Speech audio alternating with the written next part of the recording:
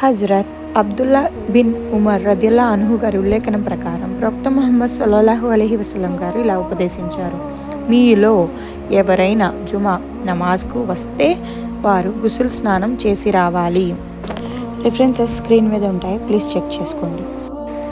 హజ్రత్ అబూ హురైరా రదియల్లాహు అన్హు గారి కథనం ప్రకారం ప్రవక్త ముహమ్మద్ సల్లల్లాహు అలైహి వసల్లం గారు ఇలా సెలవిచ్చారు: ప్రతి విశ్వాసిపై ఉన్న హక్కు ఏమిటంటే వారంలోని 7 రోజులలో ఒక రోజు అనగా శుక్రవారం తల స్నానం మరియు పూర్తి శరీరాన్ని శుభ్రంగా కడిగిన స్నానం చేయాలి. రిఫరెన్సెస్ స్క్రీన్ మీద ఉన్నాయి, ప్లీజ్ చెక్ చేసుకోగలరు.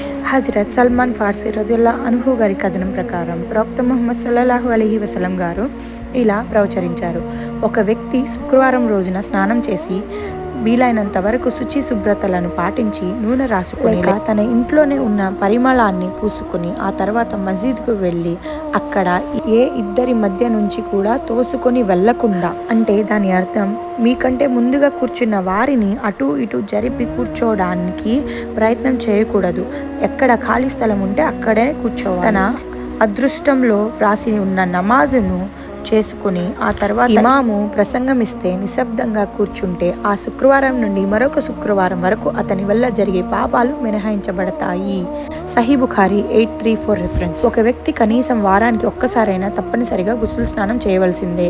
మరియు శుక్రవారం స్నానం అనగా గుసుల్ స్నానం చేయడం శుభాలతో కూడిన విషయం. ఎవరైనా ప్రతిరోజు గుసుల్ స్నానం చేస్తున్నట్లయితే అది ఇంకా ఉత్తమమైనది.